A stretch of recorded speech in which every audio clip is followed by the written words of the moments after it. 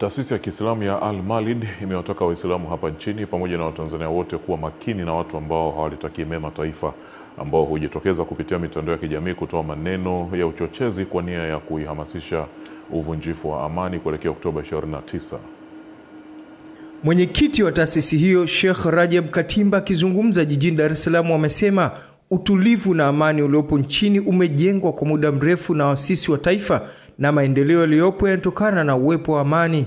Hivyo wananchi wasikubali kurubuniwa kuvuruga amani iliyopo. Kwa hiyo tunatoa wito, ndugu waandishi wa habari, nyinyi ndio mtakayotusaidia kupeleka hii message kwa Watanzania na dunia yote inatuangalia, kwamba watu waelimishwe hata kwa siku hizi chache na wakae mbali na yeyote ambaye anataka kuvuruga uchaguzi.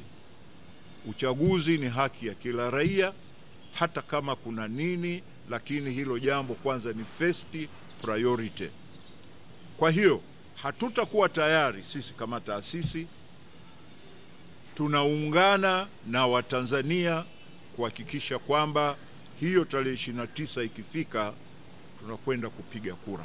Abdulaziz Madenge ni katibu mwenezi wa taasisi hiyo, amewakumbusha Watanzania kutumia fursa kikatiba kujitokeza katika uchaguzi Oktoba 29 kwa kuwa ndio njia pekee ya kidemokrasia kwenda kuchagua viongozi kwa ajili ya maendeleo yao. Kwanza, viashiria vyote ambavyo tunaviona kupitia macho yetu katika mitandao mbalimbali ya kijamii, tunaliomba ama tunalitaka jeshi la polisi na idara mbalimbali za kiusalama wafuatilie kwa umakini mambo haya, na ikiwezekana wale wanaohusika katika namna moja ama nyingine wachukuliwe hatua kali za kisheria, kwa sababu mtoto mdogo tunasema kama vile sponge, na mtu asielewa chochote tunasema kama vile sponge.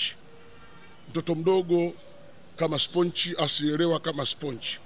Ukiitia kwenye maji inanyonya, na kuikamua ile maji yanakuwa yenye kutoka.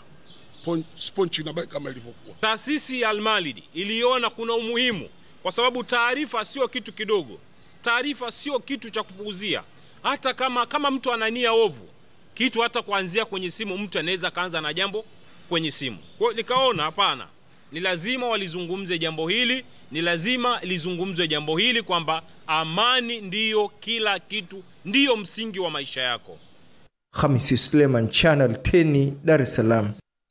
Mtazamaji, na katika mchezo wa ligi kuu ya NBC Championship kati ya timu ya KenGold na Gunners FC umetamatika kwa timu zote mbili.